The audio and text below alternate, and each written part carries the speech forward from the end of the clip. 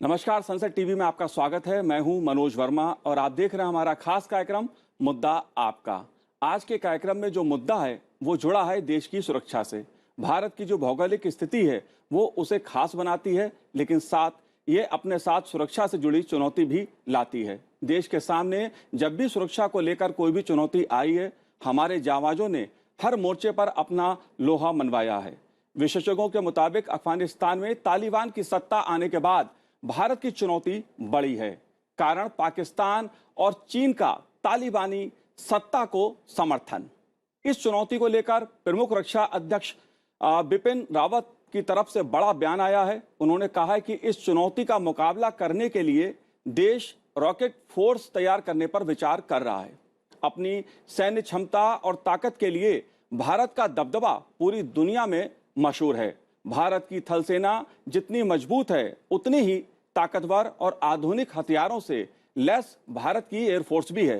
Indian air force ने जब भी मौका आया है अपनी ताकत का बाखूबी परिचय दिया है। भारतीय वायुसेना को दुनिया की चौथी सबसे ताकतवर वायुसेना माना जाता है। अब नई चुनौतियों को देखते हुए भारत नई रॉकेट फोर्स बनाने पर विचार कर रहा है। भारत अलग अलग तरह की मिसाइलों की एक नई रॉकेट फोर्स बनाने, सशस्त्र बलों और केंद्रीय सशस्त्र पुलिस बलों के बीच एक ज्यादा एकजुटता सुनिश्चित करने की तैयारी कर रहा है। साथ ही एकजुट थिएटर कमांड्स, अंतरिक्ष, साइबर स्पेस और स्पेशल ऑपरेशंस में क्षमताओं को मजबूत करने के साथ एकीकृत युद्ध प्रणाली तैयार करने की कोशिशें पहले से ही जारी हैं।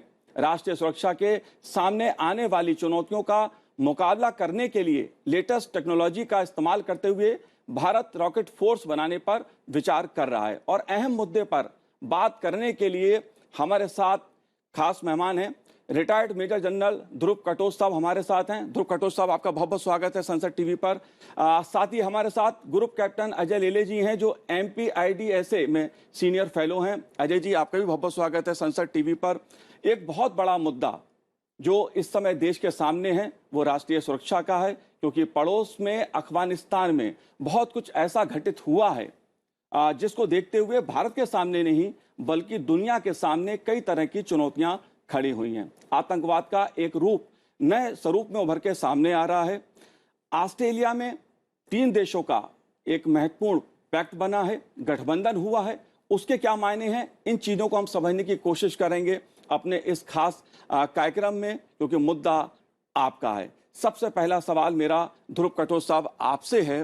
बिपिन रावत साहब ने जो वक्तव्य उनका सामने आया है रॉकेट फोर्स का, ये क्यों और इतना महत्वपूर्ण किस लिए? देखिए, जब CDS साहब ने ये रॉकेट फोर्स का जिक्र किया है तो मैं नहीं समझता हूँ कि एक नया फोर्स तैयार होगा, क्योंकि भारत के पास पहले से ही न्यूक्लियर मिसाइल्स हैं और कन्वेंशनल मिसाइल्स भी हैं। तो यहाँ पर तो न्यूक्लियर मिसाइल्स की बातचीत नहीं हो रही है जो स्ट्रेटेजिक फोर्सेस कमांड के अंडर कंट्रोल में आती है। तो बात सिर्फ आती है कन्वेंशनल वॉरहेड्स की, और जो हमारे रॉकेट्स हैं, जो क्रूज मिसाइल्स भी हैं और जितने भी जिस प्रकार से भी हमारे पास लैंड फोर्सेस के पास मिसाइल्स हैं जी। अभी मैं समझता हूँ इसका जो खास मुद्दा ये होगा, करंट हालत को देखते हुए, खास करके अफगानिस्तान में एक तरफ से ये सोच आ रही है कि टेररिज्म बढ़ावा में बहुत अभी बढ़ोतरी आ जाएगी, क्योंकि अफगानिस्तान में तालिबान आ गया है और अभी अफगानिस्तान और पाकिस्तान दोनों मिलके टेररिज्म भारत में बढ़ाने की कोशिश करेंगे और ये इस प्रकार के बेस जो टेररिस्ट के हैं ये पाकिस्तान में बन सकते हैं। तो पहले से ही भारत ने ये एक सोच या पॉलिसी तैयार या डिक्लेयर की थी कि भारत का जहाँ पर भी अगर हमको लगता है कि भारत के ऊपर हमला हो सकता है, हम उस टारगेट को पहले से ही बाहर निकाल देंगे, बेशक वो देश से बाहर हो। जी। तो इस विषय पर मैं इस रॉकेट फोर्स या जो CDS का बयान देखता हूं, क्योंकि उन्होंने पुलिस को भी इसमें शामिल करा दिया है। तो ये जो कोऑर्डिनेशन हो रही है आर्म फोर्सेस और पुलिस के बीच में, जो सिविल मिलिट्री इंटरफेस, ये जिसमें पॉलिटिकल अथॉरिटी भी बीच में आ जाती है। तो अगर हमको लगता है कि कोई बेस जो है जहां पर कोई उग्रवादी ट्रेन कर रहे हैं 100 किलोमीटर 200 किलोमीटर दूर पाकिस्तान के अंदर या कहीं और भी, तो हम ये रॉकेट्स जो है इस्तेमाल करेंगे उनको बर्बाद करने के लिए। ये एक तरफ से एक डिक्लेरेटरी पॉलिसी मेरे अपने विचार से ये बन सकती है। जी, ओके। अजय जी, जिस तरह से रॉकेट फोर्स के साथ परंपरागत लड़ाई की बात सामने आती है, ट्रेडिशनल जिस तरह की लड़ाइयाँ होती थी, जाहिर तौर पे जब से आतंकवाद की चुनौतियाँ दुनिया में उभरी हैं, उसके साथ ही जिस तरह से छद्म युद्ध दुनिया के कई देश सामना उसका कर रहे हैं, भारत लंबे समय से आतंकवाद से प्रभावित रहा है। आप इस पहल को कैसे देखते हैं? मेरे विचार से इसके ऊपर हमें ज़्यादा क्लैरिटी की ज़रूरत है। जी, जैसा अभी जनरल कटोच ने कहा कि खाली हमने एक स्टेटमेंट सुना है कि रॉकेट फोर्स बनेगा, क्योंकि अगर हम दुनिया भर में देखेंगे तो रॉकेट फोर्स चाइना के पास है, और चाइना का रॉकेट फोर्स एक बहुत सशस्त्र प्रणाली है, क्योंकि चाइना का यह एक फोर्थ वर्टिकल है। आर्मी, नेवी, एयरफोर्स के बाद उनका रॉकेट फोर्स आता है। जी, उनकी पहले एक सेकंड आर्टिलरी होती थी, उसको उन्होंने कन्वर्ट किया है। तो अगर हम उनका रॉकेट फोर्स का मॉडल देखें तो वो एक बहुत बड़ा मॉडल है, जिसमें वो पूरे लैंड बेस्ड मिसाइल्स को शामिल करते हैं। वैसे ही स्पेस, साइबर और स्पेशल फोर्सेस को, इलेक्ट्रॉनिक वॉरफेयर को भी वो उसमें शामिल करते हैं। लेकिन मेरे विचार से अभी जो चुनौती है और अभी का स्टेटमेंट है, अफगानिस्तान में जो कुछ उथल पुथल हो रही है, इसके मायने को देखते हुए अभी जो चुनौती है, इसके लिए जैसा जनरल साहब ने कहा, वैसा एक सीमित मात्रा में रॉकेट फोर्स होगा कि जहाँ पे आपके कन्वेंशनल मिसाइल्स जो होंगे उससे हम एक डिटरेंस पैदा करने की कोशिश करेंगे। क्योंकि भारत का अगर आपने पूरा मिसाइल प्रोग्राम देखा तो हमारा बहुत बड़ा मिसाइल प्रोग्राम है। काफ़ी सालों से हम मिसाइल में काफ़ी प्रगति कर चुके हैं। तो हमारे पास शॉर्ट रेंज मिसाइल्स भी हैं और हमारे पास इंटरकॉन्टिनेंटल बैलिस्टिक मिसाइल्स भी हैं। लेकिन यहाँ पे शायद इंटरकॉन्टिनेंटल बैलिस्टिक मिसाइल्स की इतनी बात नहीं हो रही होंगी, वो शॉर्ट रेंज मिसाइल्स की बात कर रहे होंगे, ऐसा अभी तो लग रहा है। अगर बड़े पैमाने पे उन्हें रॉकेट फोर्स बनाना है तो उन्होंने एग्जिस्टिंग स्ट्रक्चर्स में काफ़ी सारे बदलाव करने की ज़रूरत होगी, क्योंकि आपका जैसा सर ने कहा कि न्यूक्लियर मिसाइल्स आपके तो स्ट्रैटेजिक फोर्सेस के पास है, तो पूरा एक आपका जो सिक्योरिटी का दायरा है उसको आपको काफ़ी बढ़ाना पड़ेगा, काफ़ी चेंजेस करने पड़ेंगे अगर बड़े पैमाने पे वो रॉकेट फोर्स प्रस्तावित करना चाहते हैं। अगर वो एक रूटीन रॉकेट फोर्स प्रस्तावित करना चाहते हैं एग्जिस्टिंग थ्रेट के लिए, तो जैसा जनरल साहब ने कहा वैसा हो सकता है। जी, ध्रुव जी, आतंकवाद की जो चुनौती है उसने जो हमारी लड़ाई के तरीके थे उसको बदला है। दुनिया के कई देशों में ये देखने को मिलता भी है, अफगानिस्तान में भी उसका अलग अलग रूप देखने को हमें मिला है। ये बदलती हुई जो लड़ाई है एक प्रकार से आतंकवाद की, हम इसे युद्ध ना कहें लेकिन छद्म युद्ध के रूप में हमेशा इसको माना जाता है। ऐसी स्थिति में जो एयर डिफेंस सिस्टम की बात होती है, क्योंकि अगर हम रॉकेट फोर्स की बात करते हैं तो एयर डिफेंस सिस्टम की भी बात जोर शोर से की जाती है, इस पहलू को आप कैसे देखते हैं? देखिए, जहाँ तक हम ये जो उग्रवाद के साथ लड़ाई है, तो जो टेररिस्ट ग्रुप्स हैं उनके पास इस प्रकार की मिसाइल्स नहीं हैं, लेकिन वो ड्रोन्स वगैरह इस्तेमाल कर सकते हैं। जैसे कि हमने देखा था कि जम्मू में एक ड्रोन्स का हमला हुआ था कुछ महीने पहले। तो लेकिन मिसाइल्स जिस प्रकार से हम कहते हैं कन्वेंशनल मिसाइल्स, वो उनके पास नहीं है। और जो भारत का जो anti ballistic missile defence system है वो तो कन्वेंशनल वॉर के लिए ही है। इसका मतलब है अगर आप किसी देश के साथ लड़ रहे हो, पाकिस्तान या चीन या इस प्रकार से अगर युद्ध शुरू हो जाता है, तो जो हमारे की स्ट्रेटेजिक एरिया, वल्नरेबल एरियाज हैं, उसको डिफेंड करने के लिए तो ये हमारी एयर डिफेंस दोनों एयरफोर्स और आर्मी के बीच में जो कैपेसिटी और कैपेबिलिटी है वो हम उसको हम फिर आगे ले आते हैं। यहाँ तक अगर आप एयर डिफेंस की बात कर रहे हैं तो मैं समझता हूँ इस समय पर अगर टेररिस्ट के विरुद्ध कुछ चाहिए तो वो ड्रोन्स के विरुद्ध होगा। और उस प्रकार की कैपेसिटी और कैपेबिलिटी जैसे अभी इस समय पर भारत के पास है, अगर और जहां पर भी कमियां पेशियां हैं वो अभी जल्दी से पूरी कर दी जा रही है। जी, ड्रोन एक अजय जी बड़ा खतरा बन के उभरा है। हालांकि इसके एक सकारात्मक पहलू भी हैं ड्रोन के, लेकिन जिस तरह से पाकिस्तान और दूसरे देशों में आतंकवादियों ने या कुछ और वर्गों ने, तत्वों ने इसका इस्तेमाल किया है, इस नीति को आप कैसे देखते हैं? ड्रोन एक महत्वपूर्ण मुद्दा है जी। ड्रोन एक ड्यूअल यूज टेक्नोलॉजी है। अगर आपने देखा होगा तो हाल ही में मिनिस्ट्री ऑफ सिविल एविएशन ने ड्रोन्स के लिए एक गाइडलाइंस सुझाव जारी किया है। हम ड्रोन को काफ़ी पॉजिटिव वे में भी देख रहे हैं। हमारा पूरा स्टार्टअप सिस्टम, हमारा पूरा जो उभरता हुआ सिस्टम है बेसिकली कमर्शलाइजेशन का, उसमें ड्रोन एक भारी मात्रा में ऐसा लग रहा है कि कंट्रीब्यूट करेगा। लेकिन अगर आप सिक्योरिटी के हिसाब से देखेंगे तो आप जो एयर डिफेंस सिस्टम की बात कर रहे थे वो बेसिकली ड्रोन्स को ट्रेस नहीं कर पाती, तो आपको उसके लिए एक सेपरेट सिस्टम बना की ज़रूरत है। जिसको काउंटर ड्रोन टेक्नोलॉजीज़ बोलते हैं, जहाँ पे आपको ड्रोन का अगर अर्ली इंडिकेशन मिलेगा तो आप उसको जैम कर सकते हैं, या आप उसके कोऑर्डिनेट्स चेंज कर सकते हैं, या आप इसको लेज़र के मारे गिराया भी जा सकता है। तो ये टेक्नोलॉजी DRDO ने ऑलरेडी प्रगत कर चुकी है और इसमें काफ़ी सारी सुधार करने की ज़रूरत है। लेकिन पर्टिकुलरली जम्मू अटैक के बाद काफ़ी हमारे जो वाइटल एरियाज़ हैं और वाइटल पॉइंट्स है, वहाँ पे ये DRDO का सिस्टम ऑलरेडी इस्टेब्लिश करने के विचार चल रहे हैं, और वो सिस्टम मेरे विचार से आने वाले कुछ ही महीनों में हर जगह पे इस्टेब्लिश हो जाएगा।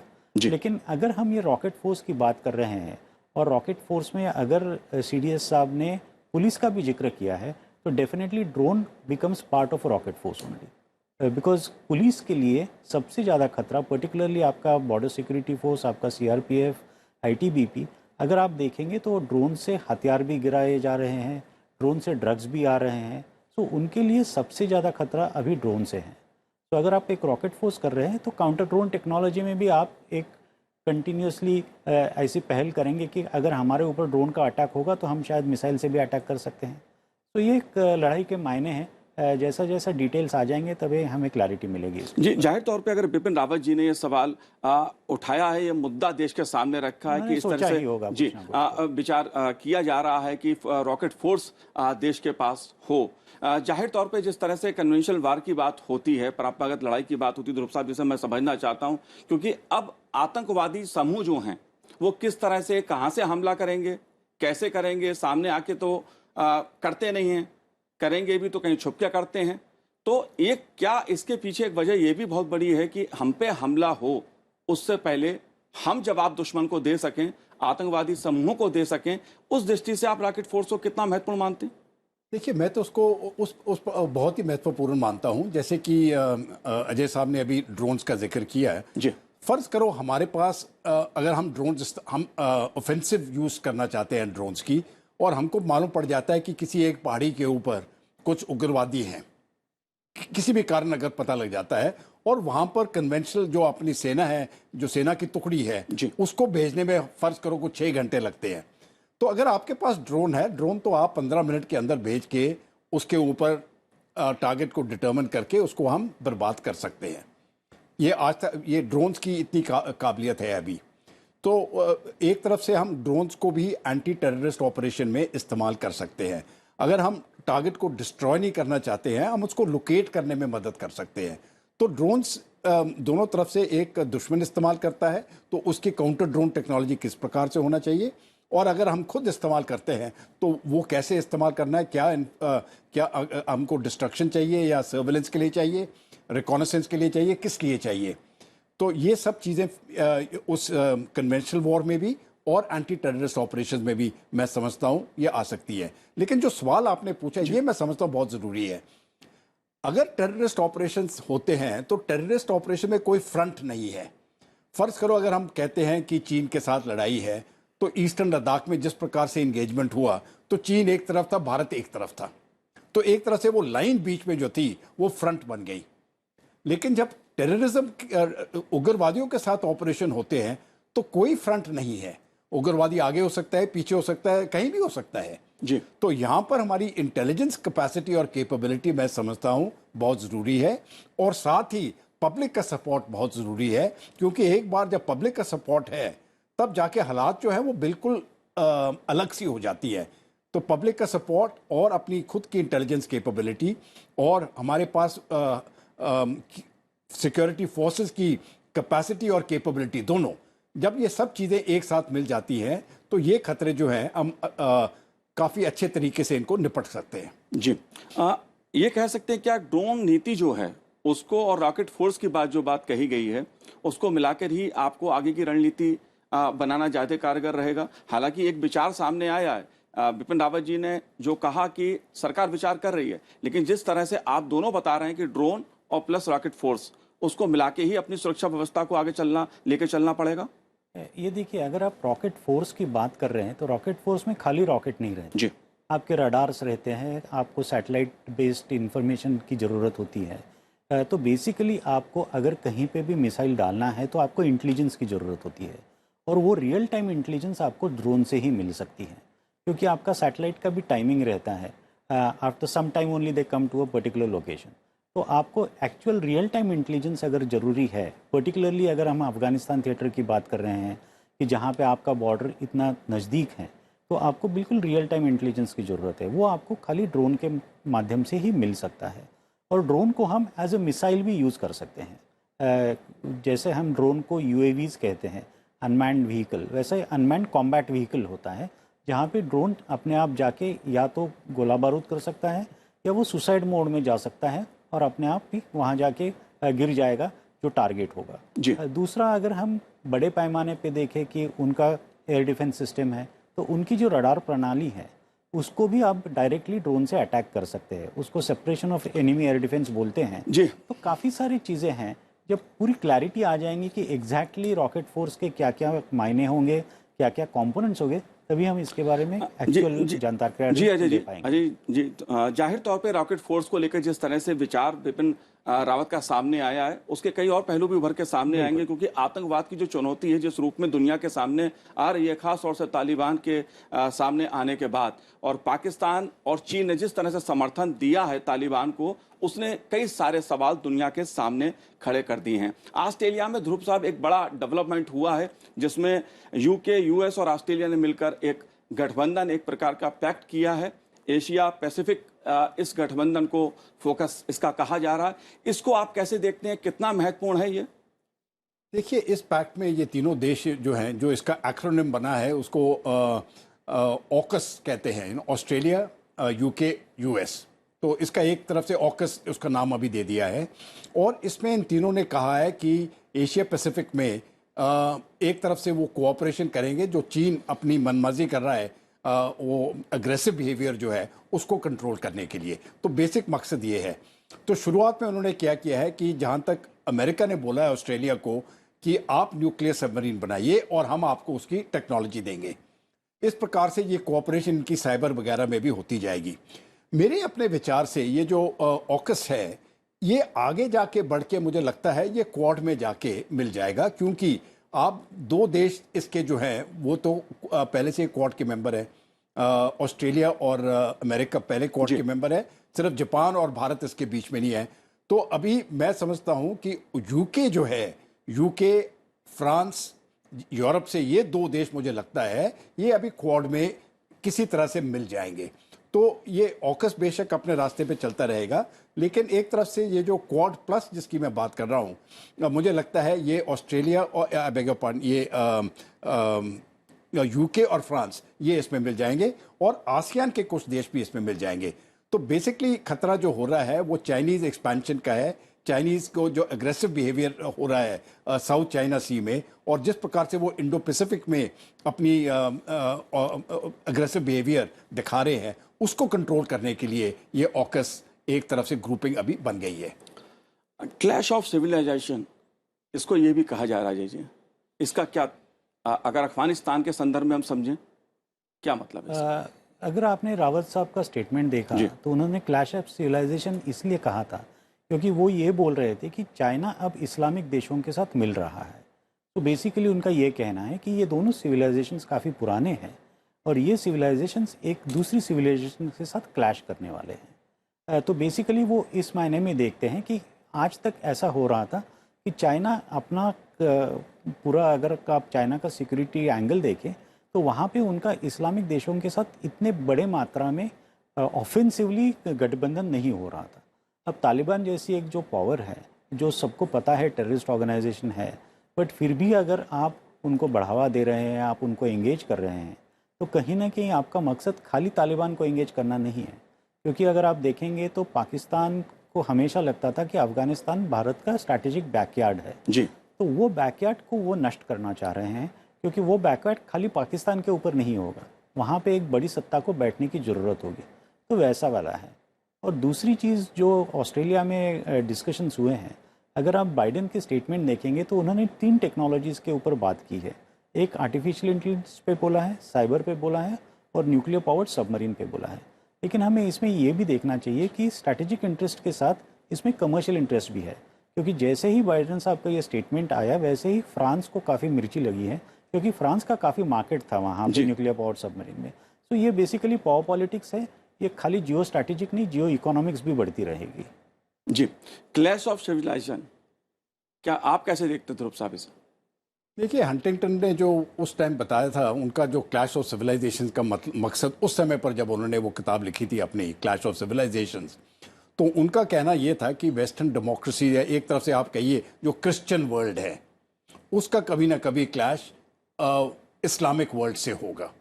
तो बेसिकली उनके क्लैश ऑफ सिविलाइजेशन, वो ये दो सिविलाइजेशन की वो बात कर रहे थे। अभी जाके जो जिस प्रकार से मैं, जैसे कि अजय साहब ने कहा, मैं उससे बिल्कुल सहमत हूँ।